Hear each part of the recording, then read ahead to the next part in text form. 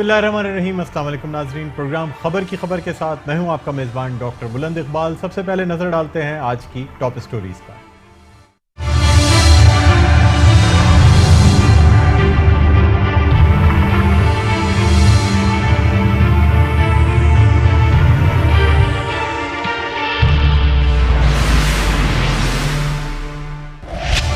कराची में 4 रोजा दिफाई नुमाइश आइडियाज 2018 जारी। सदर मुमलिकत आरिफ अलवी ने इफ्तिताह किया। सियासी और अस्करी क़यादत शरीक। 500 कंपनियों के स्टॉल्स, 50 से जायद ममालिक के वफूद की भी शिरकत। पाक फजाइया की जानिब से जदीद air defence command and control system समेत JF-17 थंडर और मशाक तैयारे भी नुमाइश के लिए पेश। शहरियों के लिए एयर शो भी किया जाएगा। नुमाइश में रूस इजाफी दिफाई साजो सामान और 2 बड़े बहरी जहाजों के साथ शरीक। सदर मुमलिकत आरिफ अलवी का तकरीब से खिताब। कहते हैं दहशतगर्दी के खात्मे में पाक फौज का किरदार काबिल सताइश है। पाक फौज दहशतगर्दों के खिलाफ सीसा पिलाई दीवार है। हमारा स्लोगन हथियार बराए अमन है। खित्ते में मसाइल जंग से नहीं मुज़ाकरात से हल होंगे। रिहायशी प्लॉट के कमर्शियल इस्तेमाल का मामला। SBCA का निजी स्कूलों को नोटिस। प्राइवेट स्कूल्स एसोसिएशंस का हंगामी इजलास। मेंबरान की एक्शन कमेटी तश्कील। इतवार को लाहेअमल का ऐलान किया जाएगा। उधर सिंध हुकूमत का बड़ा फैसला। रिहायशी इलाकों में स्कूल्स कायम किए जा सकते हैं। सिंध हुकूमत का रिहायशी इलाकों में स्कूल्स के खिलाफ कार्रवाई न करने का फैसला। मुर्तजा वहाब कहते हैं वालिदैन परेशान न हो, स्कूल्स मामूल के मुताबिक काम करेंगे। सिंध के वजीर बल्दियात सईद गनी ने इंसाफी हुकूमत को आड़े हाथों ले लिया। बोले यू टर्न अवाम की सहूलियत के लिए बनाए जाते हैं। 100 दिनों में हुकूमत ने जो कुछ किया वो कुछ दिनों में बताएंगे। स्कूलों को बंद कराने का कोई मंसूबा नहीं, नोटिस गलत फहमी का नतीजा थे। कराची का इलाका कुरंगी मेहरान टाउन मैदान जंग बन गया। KDA का तजावुजात के खिलाफ ऑपरेशन। मुश्तइल अफराद का KDA टीम पर हमला। गाड़ियों पर पथराव। 4 मोटरसाइकिलें और 2 गाड़ियां नजरे आतिश। फायरिंग से 4 अफराद जख्मी। शहर के मुख्तलिफ इलाकों में तजावुजात के खिलाफ ऑपरेशन। कुरंगी में 40 दुकानें, 120 चबूतरे और 25 दीवारें मिसमार। लियाकताबाद में फुटपाथ पर कायम 55 दुकानें गिरा दी गयी। बंस रोड पर 5 दिन में 850 घर, दुकानें और कैबिन ढा दिए गए। मुकेश कुमार चावला या मुकेश कुमार बंसारी, सूबाई वजीर एक्साइज एंड टैक्सेशन पर एक बार फिर सादिक और अमीन की लटकी तलवार। सिंध हाई कोर्ट में सूबाई वजीर excise and taxation Mukesh Kumar Chawla की जाली असनाद बनाने के खिलाफ दरख्वास्त की समाअत में अहम पेशरफ सामने आ गई। अदालत ने सिंध हाई कोर्ट के रजिस्ट्रार और इलेक्शन कमीशन से पिटीशन नंबर 62 से मुताल्लिक तफसीलात तलब कर ली।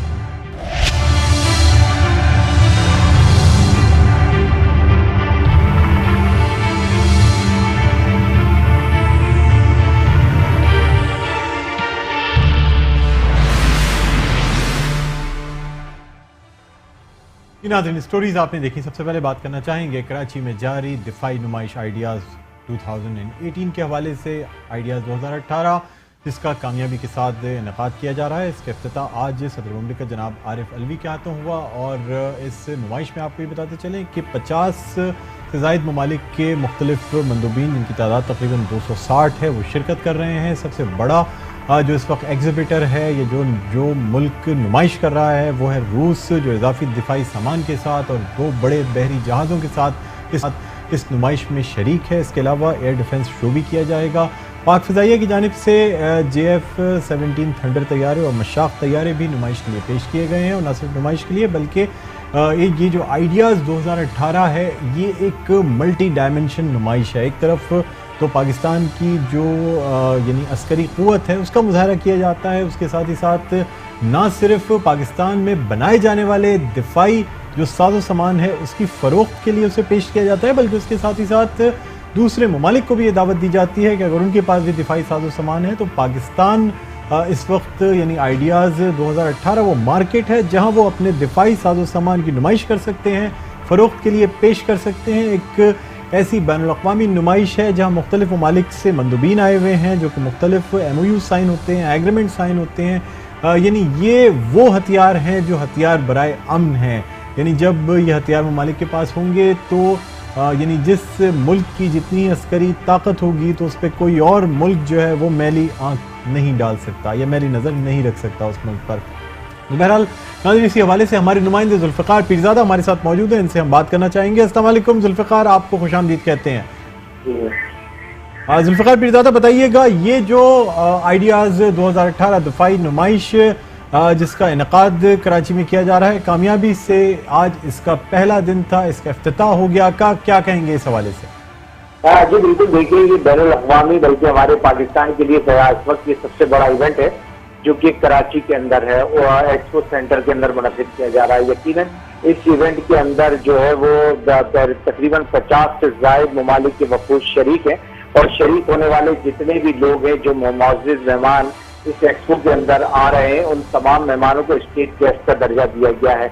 उन्हीं के हवाले से जो नुमाइश के अंदर आज आपने देखा कि मुख्तलिफ मतलब कि पाकिस्तान आर्मी की जानिब से जो उसके पास हरबी सलाहियत है उसका भरपूर मुजाहरा किया गया, और शायकीन ने उसको देखा कि पाकिस्तानी फौज जो है वो किसी से कम नहीं है, हर तरीके से लड़ने और दुश्मन के हर वार का भरपूर तरीके से जवाब देने की सलाहियत रखती है। पाकिस्तान फौज के पास, पाकिस्तान नेवी के पास, पाकिस्तान फिजाइया के पास जो तमाम वसाइल के साथ हथियार मौजूद हैं वो तमाम इस नुमाइश में रखे गए, बल्कि जो हमारी माँ फैक्ट्री के अंदर तैयार हो रहे हैं वो, और जो स्पेशल वेपन्स हैं वो तमाम चीजें तमाम रखे गए। अच्छा जुल्फ़िकार, ये बताइएगा कि जब ये नुमाइश, जुल्फ़िकार ये बताइएगा कि जब इस नुमाइश का इनेकाद किया जा रहा था और जिस तरह ट्रैफिक प्लान दिया गया था, ये समझा जा रहा था कि शायद बहुत ज्यादा ट्रैफिक जैम होगा, एक क्याओस की सिचुएशन शायद हो जाए, लेकिन ये चीजें इस तरह देखने में नहीं आई। काफी हद तक ट्रैफिक को प्लान किया गया था, ट्रैफिक जैम से एक एक्सपेक्ट किया जा रहा था, उस तरह से ट्रैफिक जैम नहीं था। जाहिर सी बात है जब कोई शाहराहें बंद होती हैं तो एक जो दबाव है वो कुछ शाहराहों पे बढ़ जाता है, लेकिन हमारी ट्रैफिक पुलिस इस दफ़ा बहुत मुस्तैद नज़र आई ये तमाम ट्रैफिक जैम और इन तमाम ट्रैफिक के दबाव को कंट्रोल करने में। क्या कहेंगे? बिल्कुल सही है डॉक्टर साहब, जैसे कि आपने भी अपने बताया कि ये एक नेशनल इवेंट है हमारे लिए, इस वक्त पाकिस्तान का एक सबसे बड़ा इवेंट जो कि कराची में हो रहा है। तो इसके लिए अगर हम बताएं तो इस ट्रैफिक की सूरत हाल को कंट्रोल करने के लिए तमाम इदारों ने ट्रैफिक पुलिस के साथ मिलकर अपना किरदार अदा किया है इस दफा। और न सिर्फ देखिए एक्सपो सेंटर के अंदर की जो सिक्योरिटी है वो तो पाक फौज के पास है, इसके बाद गेट पर रेंजर्स की तैनाती है, रोड के ऊपर पुलिस की तैनाती है, और अतराफ के जो तमाम रूट्स हैं उसके ऊपर ट्रैफिक को कंट्रोल करने के लिए ट्रैफिक पुलिस के तमाम जोन की नफरी जो है वो इस तरफ लगाई गई है। हर गली के ऊपर, हर मोड़ के ऊपर जो यू टर्न बनते हैं उधर। अब पुलिस की जानिब से सुबह से खासतौर पर अगर हम बोले कि आईजी से डॉक्टर सलीम इमाम और कराची पुलिस चीफ डॉक्टर अमीर अहमद शेख, डीआईजी ट्रैफिक जावेद मेहर, इन दोनों की जानिब से बल्कि ये लोग मुस्तकिल इस तमाम सूरत हाल को पूरा दिन मॉनिटर भी करते रहे कि शहर के अंदर जो है वो सूरत हाल, खासतौर पर दो अहम शाहरा है, खासतौर पर शाहरा फैसल और स्टेडियम रोड और यूनिवर्सिटी रोड, होने की वजह से लोगों को ट्रैफिक की मुश्किलात का थोड़ी बहुत मुश्किलात हुई हैं, मगर जो लिंक रोड थे, जो मुतबादिल रूट, ये उन पर जो आवाम को मुश्किलात का सामना करना पड़ा, उसके अंदर उन रोड्स के ऊपर तजावुजात हैं। तजावुजात उस किस्म की हैं कि लोगों ने गाड़ियां मुस्तकिल बुनियादों पर खड़ी की हुई हैं और रोड का साइज छोटा हो गया, जिसकी वजह से लोगों को परेशानी का सामना। लेकिन फिर भी जुल्फ़िकार अगर ओवरऑल देखा जाए तो काफी बेहतर इंतजामात हैं, और अल्हम्दुलिल्लाह हम ये कह सकते हैं कि बहुत ही कामयाबी के साथ आइडियाज़ 2018 का इनेकाद किया जा रहा है। और इसमें जो लोग इन तमाम इंतजामात में शामिल हैं, ख़ासतौर पे बदर एक्सपो है, पैसेज है और बाकी तमाम डेपो जो कहना चाहिए जो कि इदारा है जो कि ख़ास तौर पे इस पूरे इवेंट के पीछे नज़र हमें आता है, उन तमाम ये तमाम इदारे जो हैं ये काबिल सताइश हैं कि जिन्होंने बहुत मेहनत की है इस इवेंट को कामयाब बनाने में। बहुत शुक्रिया जुल्फ़िकार पीरज़ादा, आपने हमें ज्वाइन किया। नाज़रीन, यहाँ एक छोटा सा वक्फा है, वक्फे के बाद जब हाजिर होंगे तो हम बात करेंगे कि निजी स्कूलों के हवाले से जो नोटिस जारी किए गए थे SBCA की जानिब से, और फिर यकसर जब सिंध हुकूमत के तर्जुमान की जानिब से ये क्लैरिफिकेशन आ गई कि स्कूलों को काम करने दिया जाएगा। क्या हुआ, स्कूलों का क्या रिएक्शन है, किस तरह से इस तमाम मामले को हैंडल किया गया, ये बात करेंगे एक छोटे से वक्फे के बाद। कहीं ना जाइएगा, देखते रहिए प्रोग्राम खबर की खबर। जी व्यूअर्स, वेलकम बैक। आप देख रहे हैं प्रोग्राम खबर की खबर। मैं हूं आपका मेज़बान डॉक्टर बुलंद इकबाल, और अब हम बात करना चाहेंगे निजी स्कूल्स के हवाले से जो रिहायशी प्लॉट्स पर कमर्शियल एक्टिविटीज़ जारी हैं। इसी हवाले से कराची के निजी स्कूलों को एक पब्लिक नोटिस दिया गया कि अगर वो उनका जो मास्टर प्लान है वो कमर्शियल नहीं है या वो एजुकेशनल प्लान नहीं है मास्टर प्लान, तो फिर उन स्कूलों को सील किया जाएगा, मिसमार किया जाएगा, या ऐसे स्कूल्स जो एमिनिटी प्लॉट्स पे हैं और प्राइवेट स्कूल्स जो कि कमर्शियल एक्टिविटी कर रहे हैं उनके खिलाफ ये ऑपरेशन किया जाएगा। लेकिन इस सूरत हाल में यकसर हमें यू टर्न नज़र आया, और उसके बाद फिर ये कहा गया कि शायद ये जो एक नोटिफिकेशन जारी किया गया था ये गलतफहमी का नतीजा था जो कि सईद गनी की तरफ से कहा गया। और इसके साथ ही साथ ये भी कहा गया कि स्कूल्स जो हैं वो मिसमार अभी फ़िलहाल नहीं किए जा रहे हैं। पहले ये कहा गया कि गर्मियों की छुट्टियों तक का टाइम दिया जाएगा, लेकिन अब सिंध हुकूमत के तर्जुमान मुर्तज़ा वहाब साहब का ये कहना है कि रिहायशी प्लाटों पर जो स्कूल्स हैं वो कायम किए जा सकते हैं। एक बहुत बड़ा स्टेटमेंट है जिससे वालिदैन जिनमें एक परेशानी मौजूद थी, जिनमें ये परेशानी थी कि इन बच्चों का मुस्तकबिल का क्या होगा, क्योंकि 90% तकरीबन प्राइवेट स्कूल्स हैं जो कि रिहायशी प्लॉट्स पर कायम किए गए हैं या बंगलों में कायम किए गए हैं। और अगर हम ये देखें कि जो तनासुब है हमारे स्कूल्स का, उसमें अगर गवर्नमेंट स्कूलों को अब देखा जाए तो 5 से 10% गवर्नमेंट स्कूल हैं जो कि एजुकेशन या तालीम प्रोवाइड कर रहे हैं, और 90% दरस व तदरीस का जो सिलसिला है वो प्राइवेट स्कूलों के तहत हो रहा है। तो इस वजह से एक बड़ी तादाद थी, आप जिस घर में देखें या आप जिस फैमिली में देखें, बच्चे जो हैं वो तमाम के तमाम प्राइवेट स्कूलों में जा रहे होते हैं। तो इस वजह से एक बेचैनी फैली हुई थी कि किस तरह से इस चीज़ को हैंडल किया जाएगा। लेकिन इसी हवाले से प्राइवेट स्कूल्स एसोसिएशन जो है उनके हंगामी इजलास भी मुनक़िद हुए, एक एक्शन कमेटी भी तश्कील दी गई जो कि मुख्तलिफ अराकीन पर मुश्तमिल थी, और ये कहा गया कि इतवार तक लाए अमल का ऐलान किया जाएगा कि आया स्कूल्स जो हैं वो किसी यानी स्ट्राइक पे जाएंगे, या ये कि हुकूमत से मुज़ाकरात किए जाएंगे, या कोई रिलीफ मांगा जाएगा, या टाइम एक्सटेंशन मांगी जाएगी। अभी तमाम चीज़ें जो हैं ये मुख्तलिफ इजलासों में इसके फैसले हुए हैं, लेकिन अभी तक ये बात नहीं बताई गई कि क्या लाएअमल इख्तियार किया जाएगा। इसी हवाले से हम बात करना चाहेंगे, central chairman all private schools management association हैं तारिक शाह साहब। खालिद शाह साहब के ये साहबजादे हैं। खालिद शाह साहब मेरे अपने पर्सनल दोस्त भी रहे, अल्लाह ताला उनकी मग़फ़िरत फरमाए, उनको अपने जवार रहमत में जगह दे। प्राइवेट स्कूल्स के हवाले से उनकी बड़ी काविशें हैं, और ख़ास तौर पे वालिदैन को यानी उनके हुकूक़ दिलवाने में, और प्राइवेट स्कूल्स का जो रोल है उसे सही डिफ़ाइन करने में खालिद शाह साहब का बहुत रोल रहा है। तारिक शाह साहब हमारे साथ अगर मौजूद हैं तो हम इन्हें ज्वाइन करना चाहेंगे। Central chairman all private schools association, schools management association के ये चेयरमैन है, सेंट्रल चेयरमैन तारिक शाह साहब। आप मेरी आवाज़ सुन सकते हैं? अस्सलाम वालेकुम। जी बिल्कुल, जी बिल्कुल। तारिक शाह साहब, ये जो आज मुख्तलिफ इजलास मुनक़िद किए गए हैं प्राइवेट स्कूल्स एसोसिएशन की जानिब से, क्या कहेंगे, क्या फैसले हुए हैं, क्या लाएअमल इख्तियार किया जाएगा? देखिए, पहले तो मैं आपको शुक्रिया अदा करूंगा कि इस इम्पोर्टेंट मामले को आपने यहाँ हाईलाइट किया।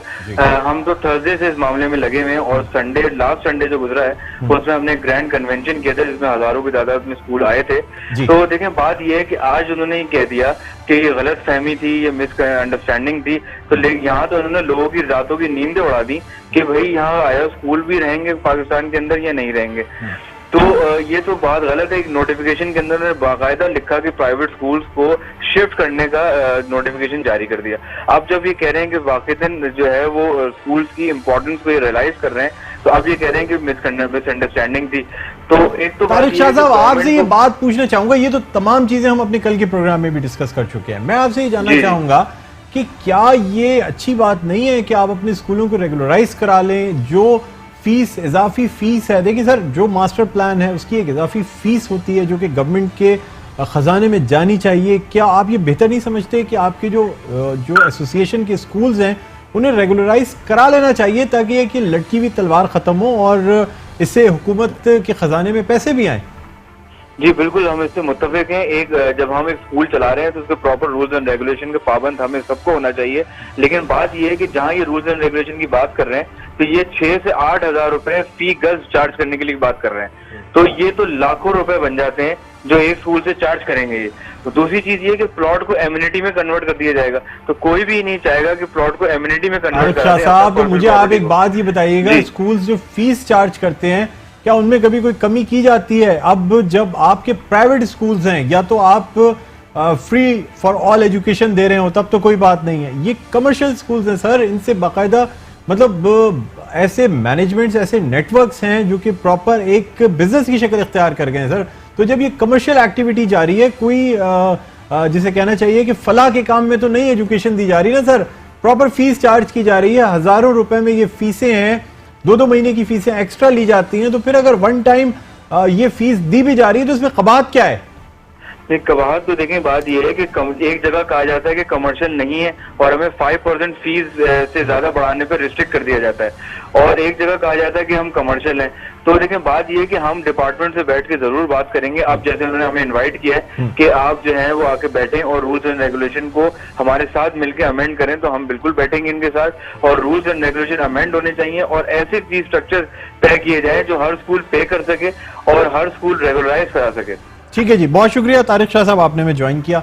और नाज़रीन, अब देखना ये है कि ये जो तमाम एक्शन कमेटी बनाई जा रही है ये क्या किस लाहेमल का ऐलान करते हैं। फिर ये भी देखना है कि ये जो कमर्शियल स्कूल्स हैं, जहाँ प्राइवेट स्कूल्स हैं और प्राइवेट स्कूल्स के नाम पे हज़ारों रुपए की फ़ीस ली जाती है, एक बिज़नेस है जो कि चल रहा है। और मैंने ज़्यादातर ये देखा है कि कोई एक स्कूल नहीं होता बल्कि पूरी चेन्स ऑफ स्कूल्स हैं जो कि बाकायदा एक नेटवर्क के तहत चल रहे होते हैं। ऐसे स्कूल भी इस वक्त आप में आए हुए हैं जो कि बड़े बड़े नाम हैं, और ये मुख्तलिफ रिहायशी इलाकों में, मुख्तलिफ बंगलों में ये स्कूल्स खुले हुए हैं जिसमें वायलेशंस, क्लियर कट वायलेशंस की जा रही हैं। लेकिन ये बात अपनी जगह दुरुस्त है कि बच्चों के जहनों पे जो असर पड़ता है, या वालदैन जिस कदर परेशान होते हैं, क्योंकि जाहिर सी बात है हर वालदैन की ये ख्वाहिश होती है कि उसका बच्चा अच्छे से अच्छे स्कूल में तालीम हासिल करे, और फिर अगर उस स्कूल का मुस्तकबिल जो है ना वो कंफर्म ना हो कि वो वाकई ये स्कूल जो है ये आगे काम कर पाएगा या नहीं कर पाएगा, या ये मिसमार कर दिया जाएगा या सील कर दिया जाएगा, तो फिर वालदैन भी बददिल होके बच्चों को स्कूल भेजते हैं। और अगर बच्चों के जहनों में ये बात आ जाए कि हमारे स्कूल्स जो हैं वो कानून की पासदारी नहीं करते, या ये कि वो वायलेशंस करते हैं, या फिर ये कि उन पर कतगन लगाई जाती है, या ये कि मुख्तलिफ फ़ीस के हवाले से, और ये तमाम प्रोपेगेंडा जब किया जाता है तो हमारे बच्चों के जहनों पे भी इस बात का बुरा असर पड़ रहा है कि क्या वाकई हम जहाँ तालीम हासिल करने जाते हैं, जो हमारे उस्ताद हैं या जो हमारे स्कूल्स हैं, अगर वो इतने ही बुरे हैं तो फिर हम क्यों जाएं स्कूल। बहरहाल नाज़रीन, ये एक लम्हा फ़िक्रिया है, और ओवरऑल पाकिस्तान में ख़ास तौर पे एजुकेशन सिस्टम को बहुत ज़्यादा सही करने की ज़रूरत है। अब हम बढ़ना चाहेंगे अपनी अगली स्टोरी पे, और हमारी नेक्स्ट स्टोरी जो है वो है कराची के इलाके मेहरान टाउन कोरंगी का ये इलाका है जो कि मैदान जंग बन गया। कुछ मुजाहिरीन, कुछ मुश्तइल अफराद जिन्होंने KDA की एंटी इंक्रोचमेंट टीम पर हमला किया, लेकिन उसके साथ साथ आपको ये भी बताएं कि पुलिस की जानिब से भी हवाई फायरिंग की गई। जो मुश्तइल मुजाहिरीन थे उन्होंने कानून को हाथ में लिया, कुछ मोटरसाइकिलें जलाई गई, कुछ गाड़ियाँ जलाई गई, और हालांकि ये गाड़ियाँ और ये मोटरसाइकिलें यकीनन एंटी इंक्रोचमेंट वालों की नहीं होंगी, ये मेरे और आपकी तरह आम आवाम की गाड़ियाँ होंगी। लेकिन जब भी आवाम मुश्तइल होती है, यानी कोई भी मसला हो, किसी के ख़िलाफ़ भी मुजाहरा करना हो, तो पिस्ती आवाम ही है, क्योंकि फिर इन्हीं की अमलाक को नुकसान पहुंचाया जाता है। इसी वाले से हम बात करना चाहेंगे बशीर सिद्दीकी साहब जो कि सीनियर डायरेक्टर हैं एंटी इंक्रोचमेंट के, हम इनसे बात करना चाहेंगे। अस्सलाम वालेकुम बशीर साहब, मेरी आवाज़ सुन सकते हैं आप? जी जी बशीर साहब, आज भी ग्रैंड ऑपरेशन किया गया मुख्तलिफ इलाकों में, और ख़ास तौर पे मुख्तलिफ दुकानें, मुख्तलिफ मकानात, कुछ चबूतरे, कुछ दीवारें ये मिसमार की गई। क्या कहते हैं इस वक्त ये जो ऑपरेशन चल रहा है, आप किस हद तक इससे मुत्तफिक हैं, और आप क्या समझते हैं कितने फ़ीसद जो एक टास्क जो आपको दिया गया था उसमें से कितने फ़ीसद टास्क अब कंप्लीट हो चुका है? देखिए, बिस्मिल्लाहिर्रहमानिर्रहीम, एक्चुअल की सुप्रीम कोर्ट के ऑर्डर के मुताबिक जो अभी हम काम कर रहे हैं, अभी तक हमने जो है हमारी अगर हमारी राय पूछे तो जब हम काम करने निकले तो हमें तो लगा कि पूरा कराची जो है वो तिजावत से भरा हुआ है। हमारे मुताबिक तो अभी 10% भी काम नहीं हुआ, क्योंकि अभी हमने इम्प्रेस मार्केट क्लियर करके आगे बढ़े हैं, जिसमें अभी जामा क्लास है, आराम बाग है, बंस रोड है, अकबर मार्केट है, और सदर के चारों तरफ करते हुए अभी हम ओल्ड सिटी एरिया में जा रहे हैं। सिर्फ ये साउथ डिस्ट्रिक्ट साउथ की बात मैं कर रहा हूँ। इसके अलावा हमने डिस्ट्रिक्ट सेंट्रल के अंदर लियाकताबाद में तकरीबन 200 से 250 दुकानें मस्मार की हैं जो कि रोडों पर फुटपाथ पे बनी हुई थी। इसी तरह पूरा कराची तिजावत से भरा हुआ है, और हमारे अभी आज हम इंशाल्लाह ताला आज मतलब ये कि अब जो सुबह होने वाली है उसमें हम 18 पार्क वागुजार कराएंगे डिस्ट्रिक्ट सेंट्रल में जो तिजावत से भरे हुए हैं।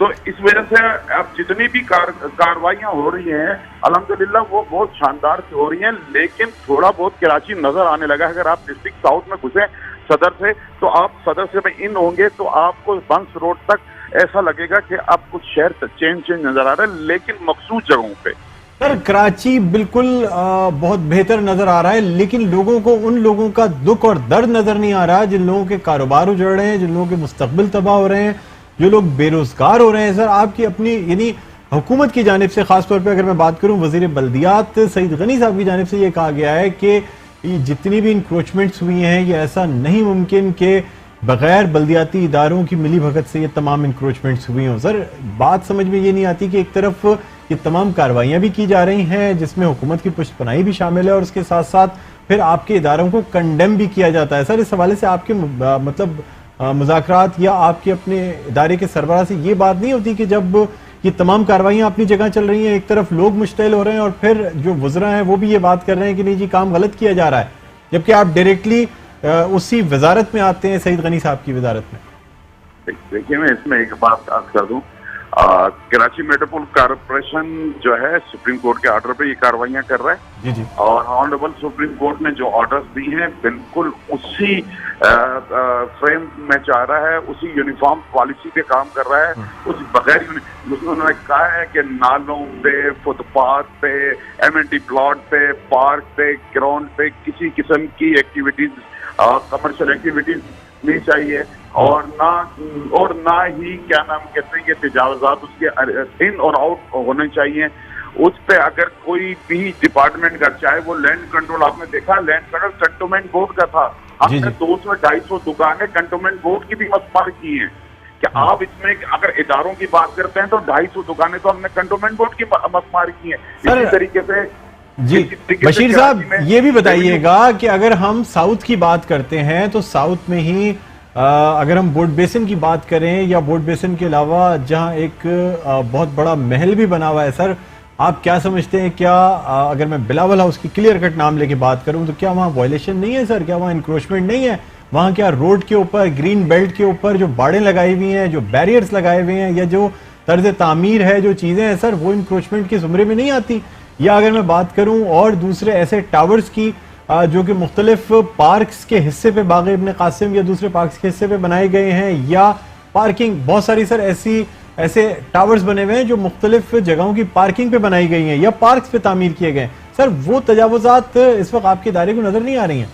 बिल्कुल, हमने, आप अगर देखेंगे बाग ने इतने कासिद पे 4 मंजिला इमारत है जो 1 एकड़ पर कायम है जी। हम उसको मस्मार कर रहे हैं, बाकायदा हमारे उस पर लगे सर। ये साउथ में मुझे ये बताएं, बोट बेसिन और बोट बेसिन से आगे का जो इलाका है वहां कार्रवाई कब शुरू होगी? आप समझ गए होंगे मेरा मकसद कहने का क्या है।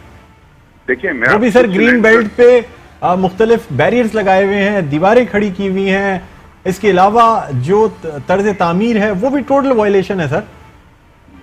देखिए, जो लैंड कंट्रोल इस वक्त कराची मेट्रोपोल कॉर्पोरेशन के पास है उस पे वो बिला तफरीक कार्रवाइयां कर रहा है और अल्हम्दुलिल्लाह हमने वो, जिन तरफ आपका इशारा, हमने वो कार्रवाइयां भी शुरू की हुई हैं, लेकिन जो लैंड कंट्रोल हमारे पास मौजूद है।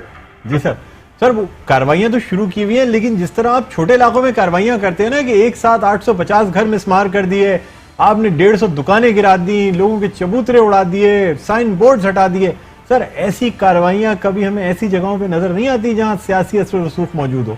मैं आप अगर कहेंगे तो मैं आपको कितने ही सियासी असर रसूख रखने वाले लोगों के घरों के एड्रेसेस बता दूंगा सर, जहां क्लियर कट मतलब फुटपाथ को घेरा हुआ है, जहां पे ग्रीन बेल्ट्स को घेरा हुआ है, जो कि एक यानी सर तजावुजात तो असल में ये है सर, जो एक शख्स अपना बेचारा कारोबार चला रहा था उसका कारोबार तो उजड़ जाता है, लेकिन जो असर रसूख रखने वाले लोग जो कि इन तमाम जगहों पे काबिज होकर बैठे हैं सर, वहां पे भी तो कार्रवाई होनी चाहिए ना।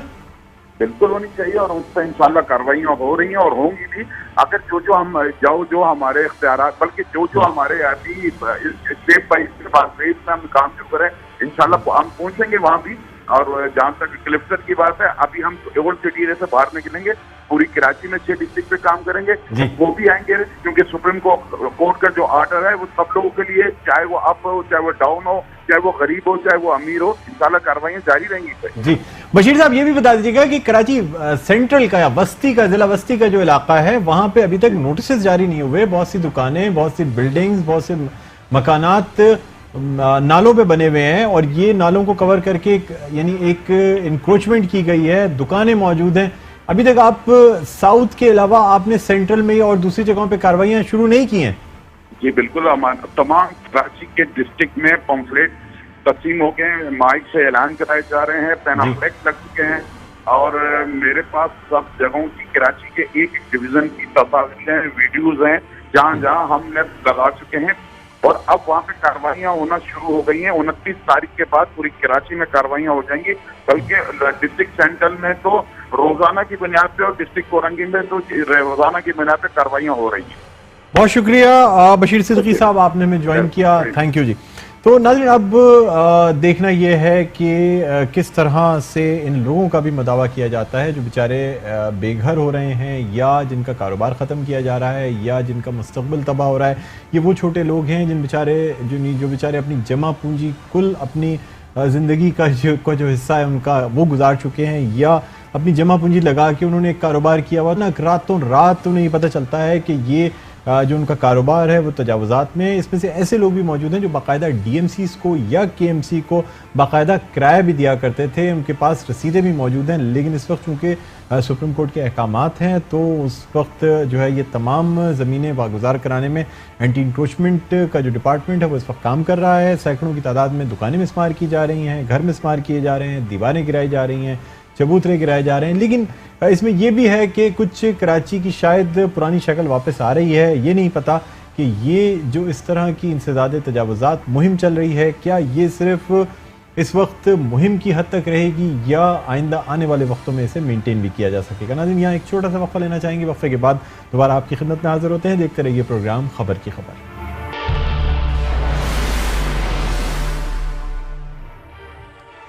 नाज़रीन, वेलकम बैक। आप देख रहे हैं प्रोग्राम खबर की खबर, और अब बात करना चाहेंगे हम मुकेश कुमार चावला के हवाले से, जो कि सूबाई वज़ीर एक्साइज एंड टैक्सेशन है। और ये पिछले दिनों काफ़ी तनकीद का निशाना बने रहे।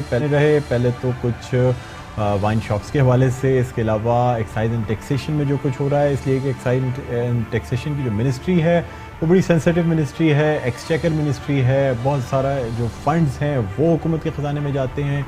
इसीलिए इस हवाले से ये भी कहा जाता है कि सबसे ज़्यादा तनकीद का निशाना भी यही मिनिस्ट्री बनती है, और करप्शन भी इसमें बहुत करने की गुंजाइश होती है। आपको ये बताते चलें कि मुकेश कुमार चावला इन दिनों जो है वो जिस तनकीद का निशाना बने हुए हैं वो ये है कि वो मुकेश कुमार चावला हैं या मुकेश कुमार बंसारी हैं। यानी एक ऐसा शख्स जो कि मुकेश कुमार बंसारी के नाम से मौजूद है, जिसकी तारीख़ पैदाइश 1980 है, उसकी तारीख़ पैदाइश 1974 नहीं है। दूसरी बात यह है कि वो मुकेश कुमार बंसारी ठट्टा या शुजावल का रहने वाला है, जबकि अगर हम देखें मुकेश कुमार चावला को तो वो शिकारपुर से उनका ताल्लुक़ है। इसके अलावा मैट्रिक की डिग्री देखें, इंटर की यानी मैट्रिक की आप का सर्टिफिकेट देखें, इंटर का सर्टिफिकेट देखें, ये तमाम चीज़ें जो हैं ये मुताबिकत नहीं रखती मुकेश कुमार बंसारी की डिग्री से। इसके साथ ही साथ आपको ये भी बताते चलें कि जो लेटर्स लिखे गए हैं, यानी बोर्ड ऑफ सेकेंडरी एजुकेशन की जानिब से या बोर्ड ऑफ इंटरमीडिएट एजुकेशन की जानिब से, ये लेटर्स रिसीव तो ज़रूर हुए जामशोर यूनिवर्सिटी में जहाँ की ये डिग्री जारी की गई है, लेकिन अगर हम इसका आउटवर्ड रजिस्टर चेक करते हैं, चाहे वो हम सानवी तालीमी बोर्ड में चेक करें या आला सानवी तालीमी बोर्ड में चेक करें, तो आउटवर्ड रजिस्टर में इन तमाम लेटर्स की एंट्री नहीं मिलती। अब कुछ ना कुछ तो इसके पीछे ज़रूर मौजूद है कि ये मुकेश कुमार चावला की डिग्री है या मुकेश कुमार बंसारी की डिग्री है। यानी मुकेश कुमार चावला की जानिब से चेंज ऑफ नेम की एप्लीकेशन भी मौजूद है। यूनिवर्सिटी इस बात को एक्सेप्ट करती है कि हाँ, इस पर वाकई नाम चेंज कराया गया है। अब क्या इसमें हकीकत है, इस हवाले से सिंध हाई कोर्ट में एक केस भी दाखिल किया गया है, और जो कि दाखिल किया गया है सादिक और अमीन के हवाले से। यानी ये वो शेख है जो कि हर पार्लियामेंटेरियन के लिए ज़रूरी है। अब इसमें बहुत से सवालात भी उठाए जा रहे थे, क्योंकि मुकेश कुमार चावला जो है वो उनका ताल्लुक़ माइनॉरिटी से है, तो ये भी कहा जा रहा था कि सादिक और अमीन का लफ्ज़ या ये कंडीशन शायद मुसलमानों के लिए हो, लेकिन अब ये चीज़ भी क्लियर होती जा रही है कि सादिक और अमीन सिर्फ मुसलमान पार्लियामेंटेरियन के लिए ज़रूरी नहीं है, बल्कि माइनॉरिटीज़ यानी अक़लियत से ताल्लुक़ रखने वाले पार्लियामेंटेरियंस को भी सादिक और अमीन होना ज़रूरी है। इसी हवाले से सिंध हाई कोर्ट में जो केस चल रहा है, इसकी हियरिंग आज थी, यानी इसकी समाअत आज थी। हम इस हवाले से बात करना चाहेंगे, हमारे नुमाइंदे GM गोपांग हमारे साथ मौजूद हैं। अस्सलाम वालेकुम GM गोपांग, आप मेरी आवाज़ सुन सकते हैं? जी वालेकुम सलाम डॉक्टर साहब, बिल्कुल मैं आपकी आवाज़ सुन सकता हूँ। गोपांग, ये बताइएगा कि आज जो समाअत हुई है मुकेश कुमार चावला या मुकेश कुमार बंसारी के हवाले से, जिसमें सोलंकी साहब जो हैं दरख्वास्त गुजार हैं, क्या हुआ है, ये क्या दरख्वास्त है, और समाअत में जज साहब ने क्या रिमार्क्स दिए हैं या क्या ऑर्डर्स पास किए गए हैं? जी, ये बुनियादी तौर पे वही दरखास्त है जो 2007 में 62/2007 के नाम से है। वही तकरीबन वैसा ही सेम मतन है। वही एक जो है ब्लेम है मुकेश कुमार चावला के ऊपर के मुकेश कुमार चावला ने जो है वो एक दूसरे शख्स के जो है डॉक्यूमेंट जो है फौज तरीके से बनवा कर अपने इस्तेमाल में लेकर आए और इलेक्शन में उसने फवायद हासिल किए। और चूंकि इस वक्त वो सूबाई मिनिस्टर भी हैं, एक्साइज एंड टैक्सेशन एक अहम इदारा है और उस पर इस वक्त काम कर रहे हैं, जबकि उनके पास अपनी जो डिग्री है वो सिर्फ एक मैट्रिक की डिग्री नजर आई है। इसके अलावा जो खास तौर पे जो उन्होंने एक दूसरे शख्स की डिग्रीज को गलत तरीके से, जिसके तमाम शवाहिद इस शख्स के पास मौजूद है, जो अब्दुल करीम सोलंकी हैं, जो इसमें एप्लीकेंट हैं, उनके पास मौजूद है, और उन्होंने जो लास्ट जो 62 और 2007 में जो ये समाप्त हुई थी मगर उस पर डिसीजन नहीं आया था, लास्ट टाइम भी हमने इस पे बात की है, वो ही सेम दरखास्त है। अब जो है इस पर एक कार्रवाई आगे बढ़ी है और उसके लिए अदालत ने वो 62/2007 वाली जितनी पिटीशन के जो कार्रवाई थी समात, वो उन्होंने आज तलब कर लिए और साथ में इलेक्शन कमीशन को भी नोटिस लास्ट टाइम भी जारी हुआ था, आज भी तलब करते हुए उनको नोटिस जारी हुआ है कि उस कार्रवाई के मुतालिक जो है वो अदालत को आके आगाह करें।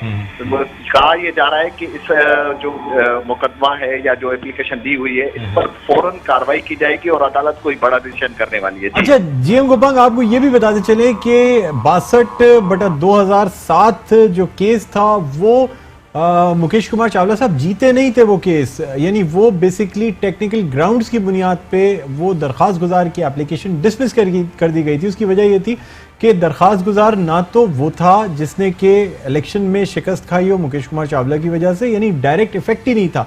इसके अलावा ना ये वो दरख्वास्त गुजार था जिसकी डिग्री इस्तेमाल की गई हो। तो इन पॉइंट्स की बिना पे, यानी इन कानूनी वजूहात की बिना पर मुकेश कुमार चावला को जो है ये उनकी, यानी जो दरख्वास्त गुजार थे मुकेश कुमार चावला के खिलाफ, उनकी दरख्वास्त जो है वो डिसमिस कर दी गई थी। अब ये केस जब उठा है तो आप क्या कहते हैं कि अब जब सादिक और अमीन के हवाले से इलेक्शन कमीशन से और रजिस्ट्रार से जो डिटेल्स मांगी गई हैं वो पिछले केस की मांगी गई हैं, क्योंकि नज़ीर उसी केस को बनाया गया है? जी, दरअसल आपको एक चीज बताते जाएं कि इब्तदाई तौर पे जो लास्ट इलेक्शन ट्रिब्यूनल में ये केस चला था वो बहुत सारे उसमें जो है लोग उसके शिकार बने थे, मगर ये खुशकिस्मती से ये बच गए। इनके ऊपर मुकम्मल कार्रवाई मुकम्मल हो चुकी थी 62/2007 में जो है उसके, मगर जो आप कह रहे हैं वो बिल्कुल दुरुस्त है कि इसमें प्रॉपर कोई एप्लीकेंट नहीं था कि उसको लेकर आगे चलता और वो चीज एक रुक गई। उसके बाद जो है वो लोग भूल गए। अब चूंकि ये इलेक्शन में दोबारा कामयाब होकर आए हैं और एक मुस्तकिल बुनियाद पर एक एप्लीकेंट सामने भी आ चुका है जिन्होंने ये कहा कि ये चीज जो है वो पहले भी चल चुकी है और वही बंदा जो इसमें गिल्टी है बुनियादी तौर पे अगर सजा नहीं भी हो। और अच्छा गोपांग, हम आपको ये भी बताते चले कि पिछली दफा जब ये केस 62/2007 चला था उसमें फरूक नसीम साहब जो है वो भी अगेंस्ट थे मुकेश कुमार चावला साहब के। बहरहाल बहुत शुक्रिया, आपने हमें ज्वाइन किया, थैंक यू जी, हम आपका शुक्रिया अदा करते हैं। नाज़रीन, इस हवाले से कानूनी पहलुओं को जानने के लिए अब हम बात करना चाहेंगे ख्वाजा नवेद साहब, जो कि रिटायर्ड जस्टिस भी हैं और मशहूर माहिर कानून भी हैं। इनसे हम जानना चाहेंगे कि क्या ये जो 621F है या सादिक और अमीन की जो डेफिनेशन है या जो तारीफ़ है वो क्या अक़लियती नुमाइंदों पे भी लागू होती है या नहीं होती। इसके अलावा ये भी जानना चाहेंगे कि अगर कोई दरख्वास्त गुजार जो है वो अगर इस टाइप की पिटिशन या इस टाइप की एप्लीकेशन दायर करता है तो क्या उसे इस एप्लीकेशन को अलाउ किया जाता है या फिर दोबारा इसे टेक्निकल ग्राउंड पे रद्द भी किया जा सकता है। इसी हवाले से जो कानूनी पहलू मौजूद हैं उनके हवाले से हम जानना चाहेंगे। हमारे साथ मौजूद हैं ख्वाजा नवेद साहब। अस्सलाम वालेकुम ख्वाजा साहब, आपको खुशामदीद कहते हैं अपने प्रोग्राम खबर की खबर में। सर ख्वाजा साहब ये बताइएगा कि मुकेश कुमार चावला साहब के खिलाफ एक सोलंकी साहब की एक दरख्वास्त लगी है जो कि सादिक और अमीन होने के हवाले से है, क्योंकि पिछला जो इनका एक केस था 62/2007 जिसमें कि फरूक नसीम साहब ने भी इनके खिलाफ मौकिल की पैरवी की थी मुकेश कुमार चावला की, और उसमें ये था कि चूंकि वो दरख्वास्त गुजार जो था वो ना तो इफेक्टिव था डायरेक्ट और ना ही वो मुकेश कुमार बंसारी था जिसकी जाली डिग्री इस्तेमाल करने का इल्ज़ाम है। सर आपसे जानना चाहूँगा कि कानूनी तौर पे क्या हैसियत होती है अगर कोई अक़लियत से ताल्लुक़ रखने वाला नुमाइंदा हो या पार्लियामेंटेरियन हो, तो क्या उसके ऊपर भी 621F लागू होती है? जी बिल्कुल। एक्चुअली जो सादिक और तमीम के इत्तेफाक है कि ये उर्दू के अल्फाज हैं और सादक सच्चे आदमी के लिए और अमीन अमानतदार के लिए इस्तेमाल होता है। जी जी। लेकिन बेसिकली तो ये एथिकल ग्राउंड हैं, यानी क्वालिफिकेशन हैं। जैसे MBBS क्वालिफिकेशन होती है, क्वालिफिकेशन होती है, तो वो हिंदू के लिए भी उतनी इम्पोर्टेंट होती है जितनी मुसलमान के लिए होती है। जितना हिंदू दे सकता है, मुसलमान भी दे सकता है। इसी तरह सादक और अमीन भी आप ये समझ लें कि इलेक्शन लड़ने के लिए ये 2 डिग्रियां हैं। तो चाहे हिंदू हो, चाहे मुसलमान हो, चाहे पारसी हो, चाहे क्रिश्चियन हो, उसके पास सादक की डिग्री होनी जरूरी है, फिर अमीन की डिग्री होनी जरूरी है जी। और तो ये 2 यानी ये 2 मायार पूरा उतरता है तो वो इलेक्शन लड़ने के काबिल है, और मायार से नहीं उतरता तो वो इलेक्शन लड़ने के काबिल नहीं है। आप ये समझ लें कि हिंदू भी जो है वो हो सकता है, बल्कि उसको होना चाहिए इलेक्शन लड़ने के लिए।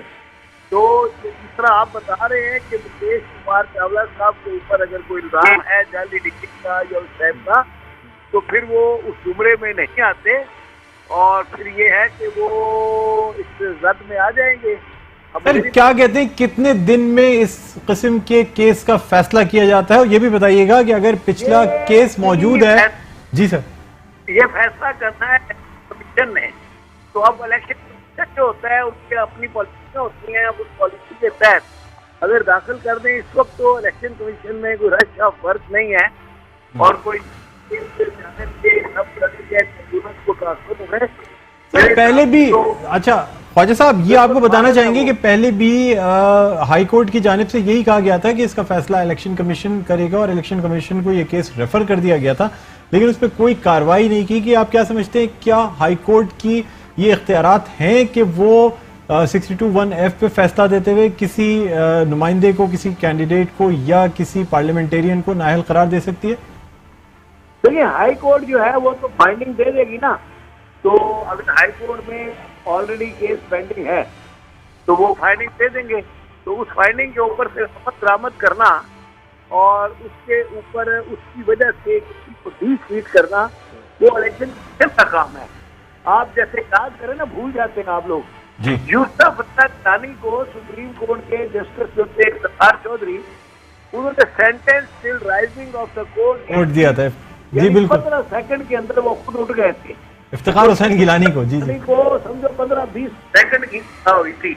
जी जी। लेकिन वजीर आजम चली गई, एमएनए काबिल नहीं रहा। ठीक है ना? जी सर। गिलानी साहब की सर वजारत, मतलब वजारत उस्मा चली गई थी सिर्फ 6 सेकंड के अंदर। 15 सेकंड की सजा के ऊपर, क्योंकि वो सादक और अमित नहीं रहा था जी, तो कन्विक्ट हो गया जी। है तो सादक और अमीन नहीं है, ये पता नहीं है कि मुसलमान है, हिंदू है, क्रिश्चियन है, पारसी है जी, कोई सादक और पूरी है। बिल्कुल, बहुत शुक्रिया ख्वाजा नवेद साहब, आपने हमें ज्वाइन किया, थैंक यू। तो नाज़रीन अब आएगा कि क्या फ़ैसला आता है, और जैसा कि अब ये फ़ैसला जो है वो सिंध हाई कोर्ट में ज़ेर बहस है, तो हम इसका इंतज़ार करेंगे कि सिंध हाई कोर्ट की जानिब से आया क्या वाकई 62(1)(f) के तहत ये कहा जाता है कि चावला साहब जो हैं वो सादिक और अमीन नहीं रहे, या ये जो मैटर है ये दोबारा इलेक्शन कमीशन की जानिब रेफ़र कर दिया जाता है। नाज़रीन मुझे उम्मीद है आपको आज का प्रोग्राम पसंद आया होगा। मुझे बुलंद इकबाल को इजाज़त दीजिए, कल शब 11:05 से फिर आपसे मुलाकात होगी। अल्लाह हाफ़िज़।